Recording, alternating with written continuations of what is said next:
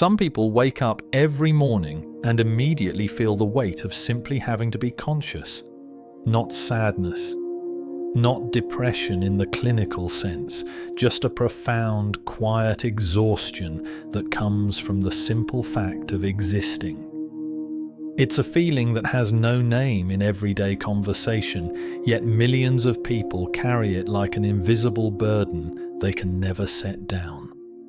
If you enjoy deep psychological insights into the human condition, feel free to subscribe. You're welcome to share topics you'd like explored in future videos. Let's begin.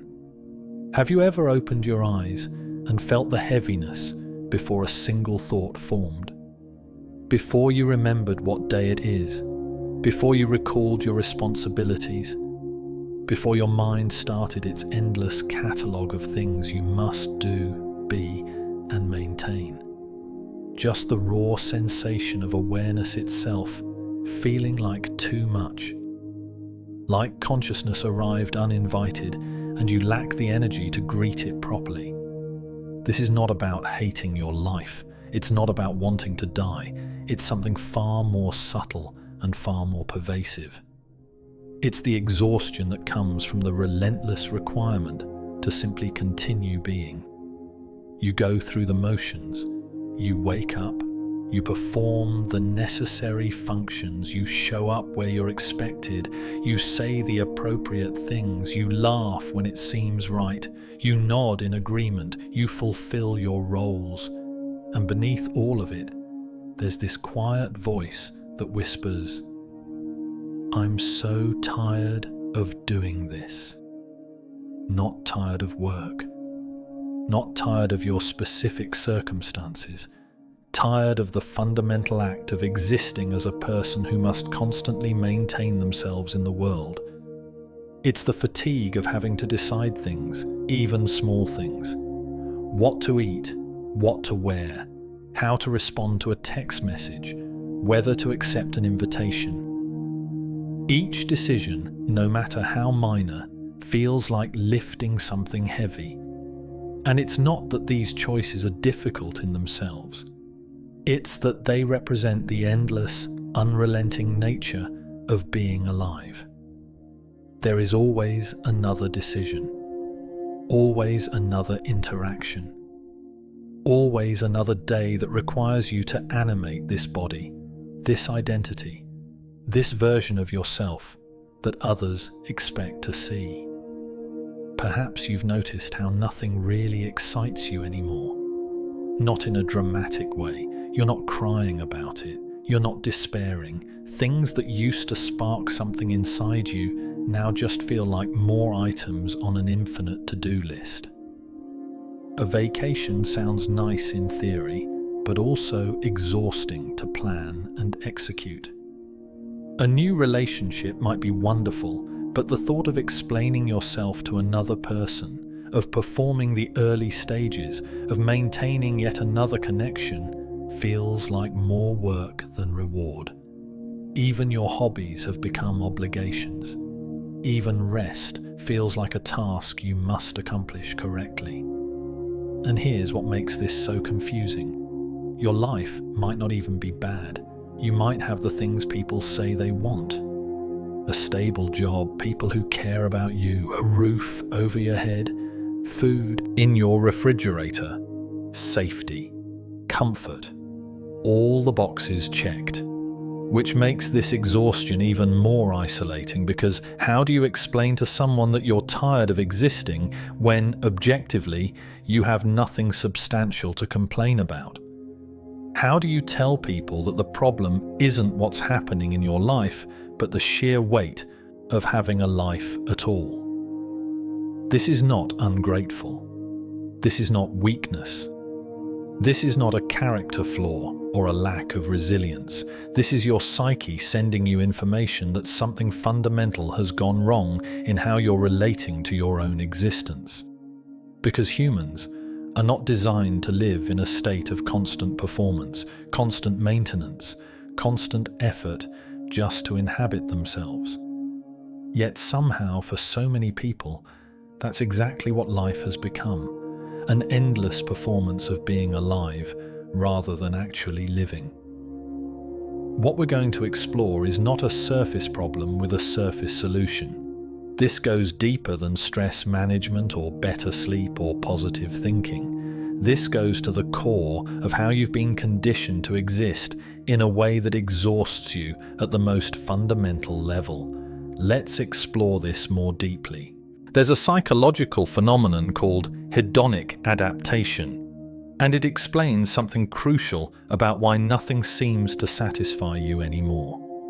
Your brain is designed to return to baseline no matter what happens. You get the promotion you worked toward for years, and within weeks, it's just your new normal. You start a relationship that feels electric and alive. And 6 months later, you're going through the same routines with the same person. And the spark has dimmed into familiarity. You buy something you convinced yourself would make you happy, and the joy lasts exactly as long as it takes to unbox it. Your nervous system adapts. It recalibrates, and suddenly you're back where you started, except now you need something even bigger, even more stimulating to feel anything at all. But the exhaustion of existing goes beyond hedonic adaptation. It's compounded by something psychologists call decision fatigue. Except it's not just about choosing between options at the grocery store. It's about the thousands of micro decisions you make every single day just to maintain the version of yourself that others expect to see. Do you respond to that message now or later? Do you attend that event or make an excuse? Do you share your honest opinion or say what keeps the peace? Do you express how you're really feeling or offer the socially acceptable response? Each of these moments requires energy. Each requires you to calculate, adjust, perform. And by the end of the day, you haven't just made decisions about external things.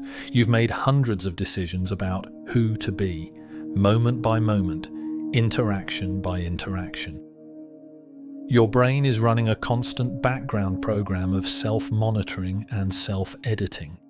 In every conversation, part of you is observing yourself, making sure you're laughing at the right moments, showing interest at the appropriate times, not saying anything too honest, not revealing too much of what you actually think or feel.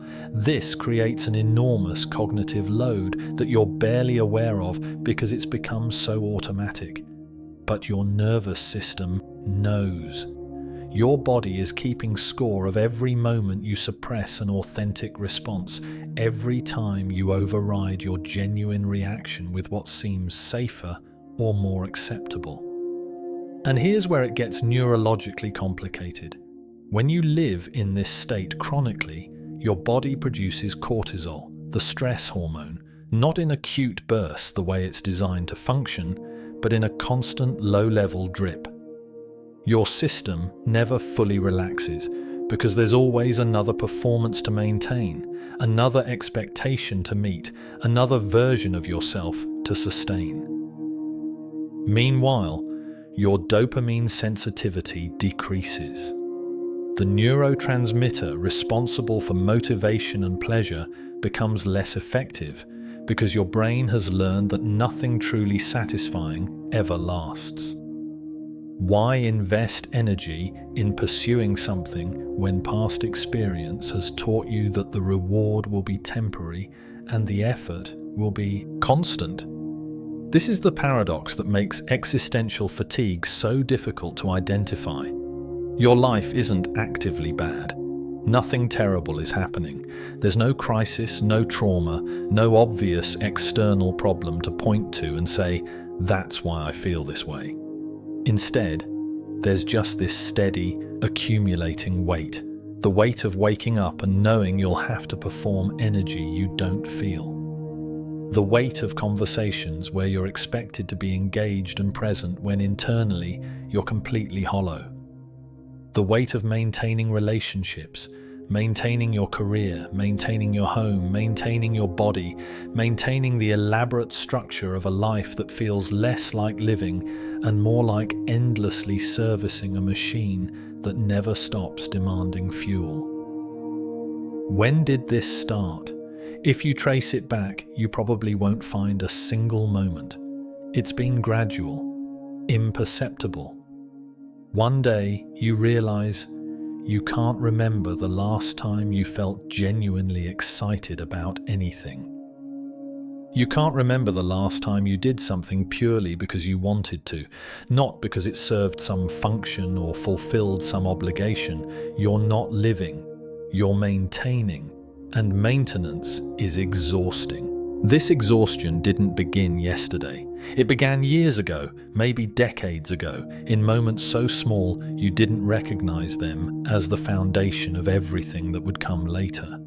It started when you were young and someone taught you, either explicitly or through their reactions, that your natural responses weren't quite right, that your enthusiasm was too much, or your sadness was inconvenient, or your anger was unacceptable, or your authentic self was somehow a problem that needed to be managed and corrected. You learned early that love and acceptance came with conditions. Be grateful, don't complain, smile, be polite, think of others. Don't be selfish, stop crying, calm down. Act your age, be mature, work hard, make us proud.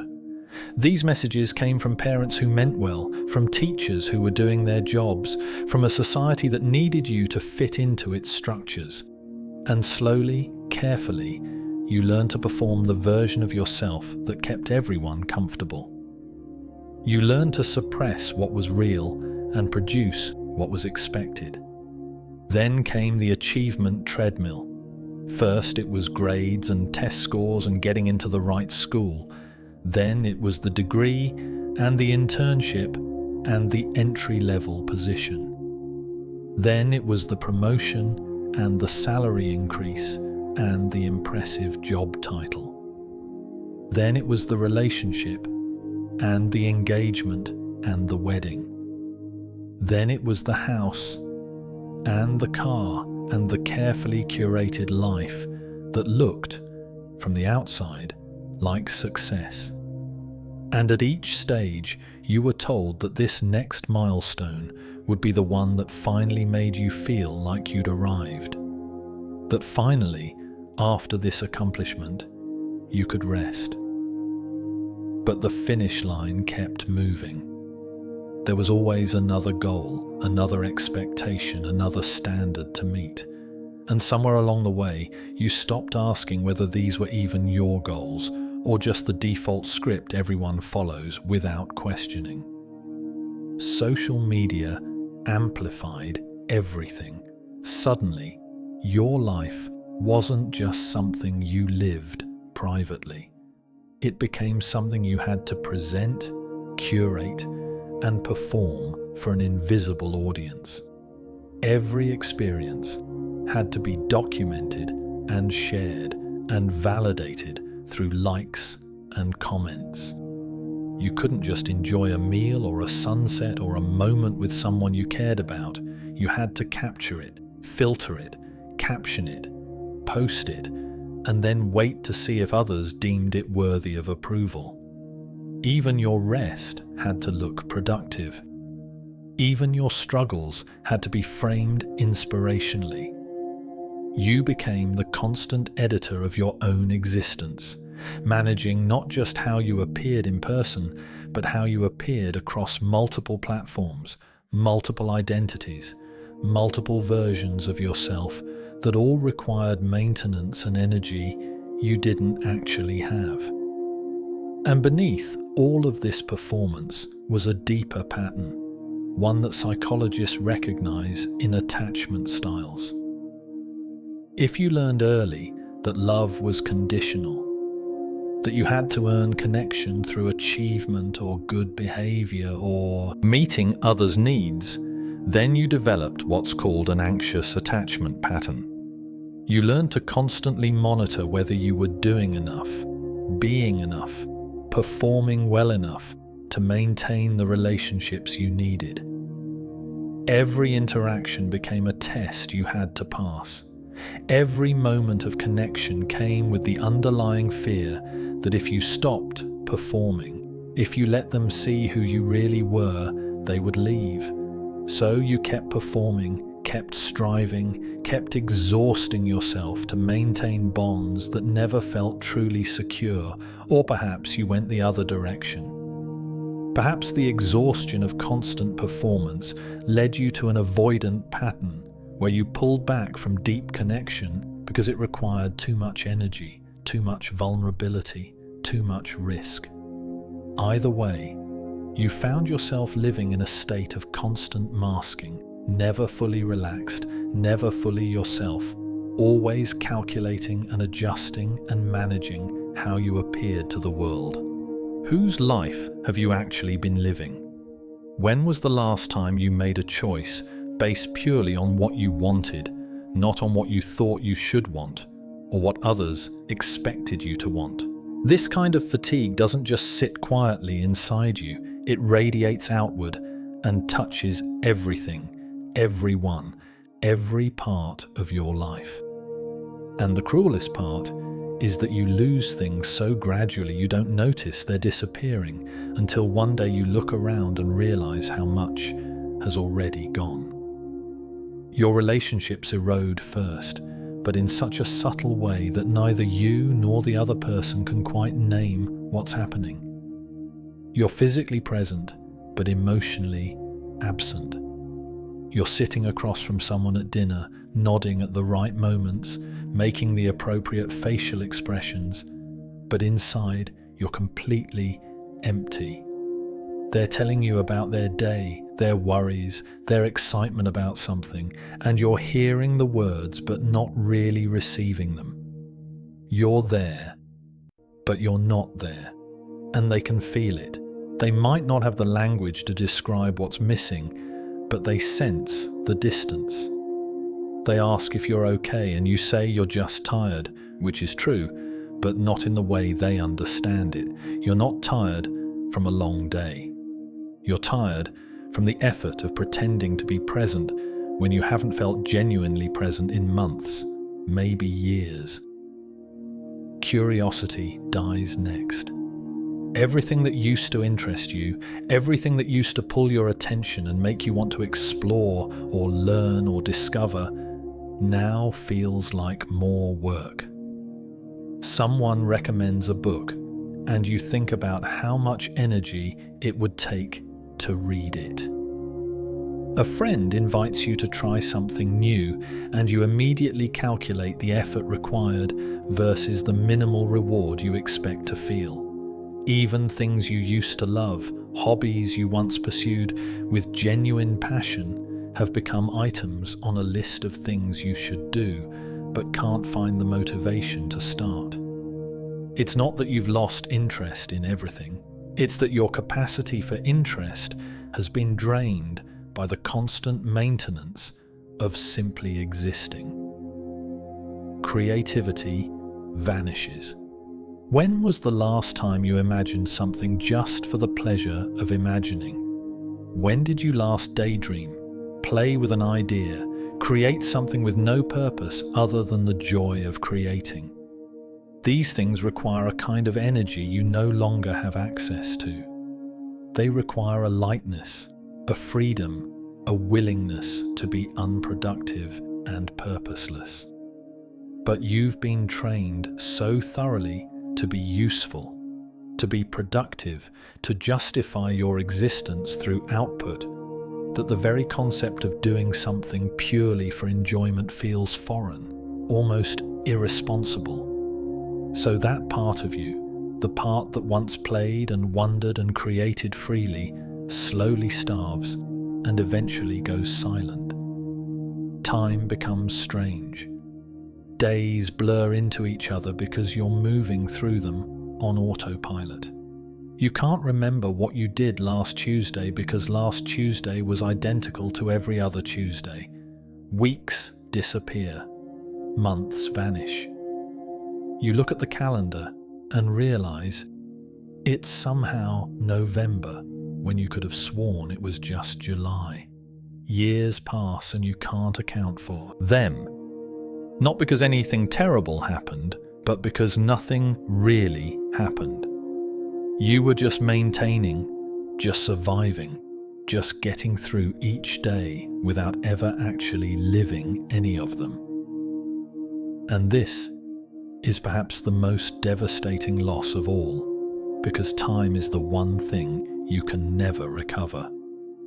Those months and years that vanished while you were too exhausted to be present are gone forever.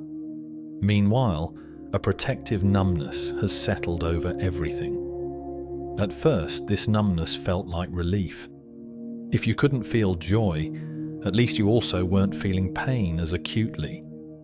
But numbness is indiscriminate. It doesn't just protect you from the difficult emotions, it blocks everything. You're not sad, but you're not happy either. You're not anxious, but you're not calm. You're not anything. You're just going through the motions in a fog of neutral emptiness.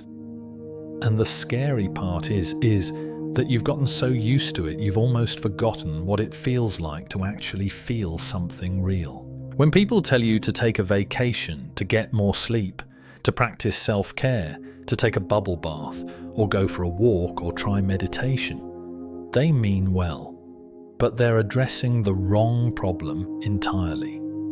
Because this exhaustion doesn't come from doing too much. It comes from being the wrong person while you're doing it. It comes from living a life that's fundamentally misaligned with who you actually are. And no amount of rest can fix that. You've probably tried the vacation approach. You saved up money, planned the trip, went somewhere beautiful or relaxing or exciting. And for those few days, you felt a little lighter. The distance from your daily routine created a temporary illusion that something had changed. But then you came back. You walked into your apartment, back into your job, back into your relationships, back into the exact same life you left. And within hours, sometimes minutes, the heaviness returned. Because nothing had actually changed. You gave your body rest, but you didn't address the fact that your entire existence is built on a foundation that exhausts you. This is what psychologists call learned helplessness. You've tried so many things that didn't work. You've read the self-help books and followed the advice and implemented the strategies, and maybe even went to therapy and talked about your feelings. And some of it helped temporarily. Some of it gave you tools to cope better, to manage the symptoms, to function more effectively. But the fundamental problem remained untouched. You're still living in contradiction with yourself. You're still performing a version of existence that drains you at the deepest level. And after enough failed attempts to feel better, your brain learns that nothing you do makes a real difference. So you stop trying. You resign yourself to this being how life is. You tell yourself that everyone feels this way, that adulthood is supposed to be exhausting, that this is just what being a responsible person looks like. But here's what no one tells you. The forced optimism is part of the problem. The relentless pressure to be positive, to find the silver lining, to practice gratitude, to reframe your thoughts, to focus on what you have instead of what you're missing. All of this well-meaning advice actually makes the exhaustion worse because it adds another layer of performance. Now you're not just exhausted from existing, you're also exhausted from pretending you're not exhausted. You're tired from the effort of trying to convince yourself and others that you're fine, that you're working on it, that you're making progress. You're performing recovery on top of performing existence. Even therapy sometimes misses this. A good therapist will help you process trauma, understand patterns, develop coping skills, manage symptoms. But if the therapist doesn't recognize that the fundamental issue is existential misalignment, then you end up treating the symptoms while the disease continues untouched. You learn to function better within a life that's fundamentally wrong for you. You become more skilled at tolerating the intolerable. You get better at managing the exhaustion without anyone asking whether the life creating the exhaustion is worth maintaining in the first place. The real problem is that you're living in constant contradiction with your authentic self. You're in a job that pays well but slowly kills something inside you. You're in a relationship that looks good on paper but leaves you feeling fundamentally alone. You're maintaining an identity, a lifestyle, a set of commitments that made sense at some point, or maybe never made sense, but seemed like what you were supposed to do. And every single day, every moment you continue in this misalignment, your body keeps score. Your nervous system registers the betrayal. Your psyche sends signals that something is profoundly wrong, and you interpret these signals as personal failure, as weakness, as something broken inside you that needs to be fixed. When really, these signals are your deepest wisdom trying to tell you that you cannot wrest your way out of living the wrong life. So, what actually helps? Not quick fixes or surface solutions, but real reorientation of how you relate to your own existence. This isn't about feeling better within the life you have. This is about building a life you don't need to escape from. And that requires something most people aren't willing to do. It requires radical honesty about what actually drains you and what actually gives you energy, even when those answers are inconvenient or socially unacceptable. Start by asking yourself a question you've probably been avoiding. What parts of your life exist only because you're afraid of disappointing someone?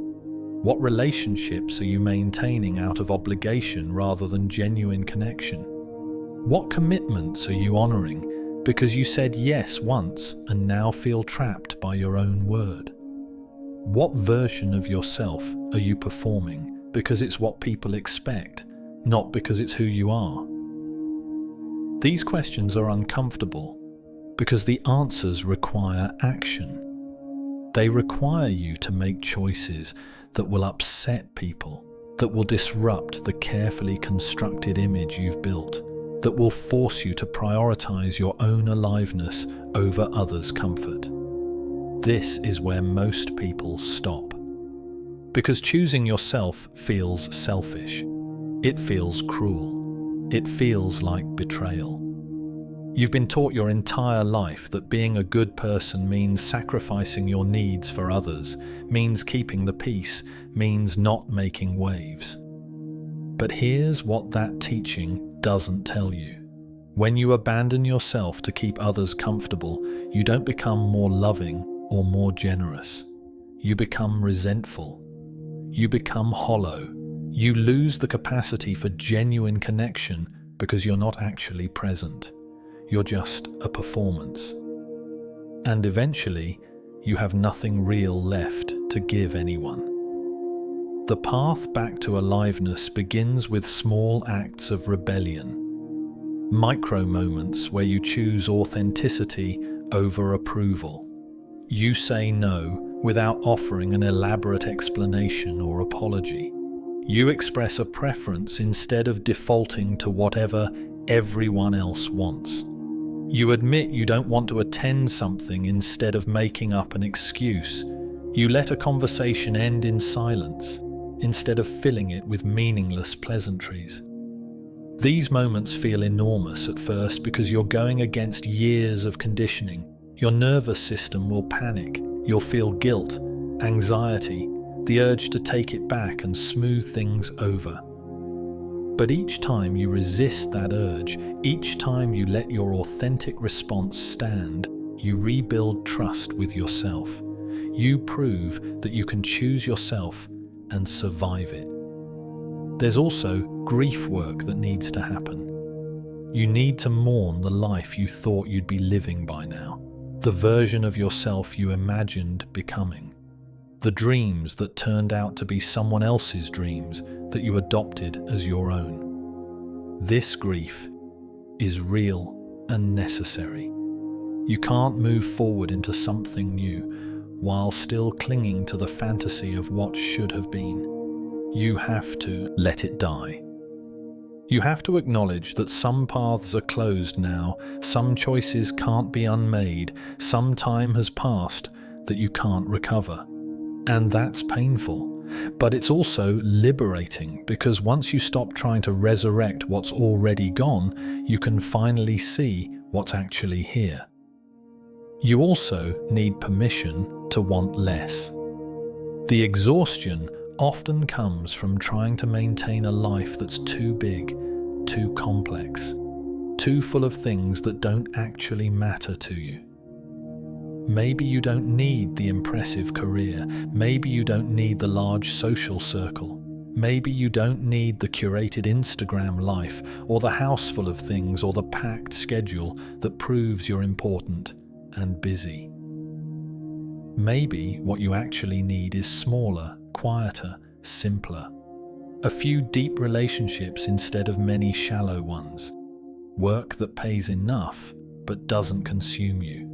Time that belongs to you and serves no purpose except existing in it. This isn't failure. This is clarity about what actually sustains you versus what just exhausts you. The practice becomes creating what you might call existential rest. Moments where you're not performing for anyone, not producing anything, not working toward any goal. Just being. Sitting in silence without your phone. Walking without a destination. Staring out a window.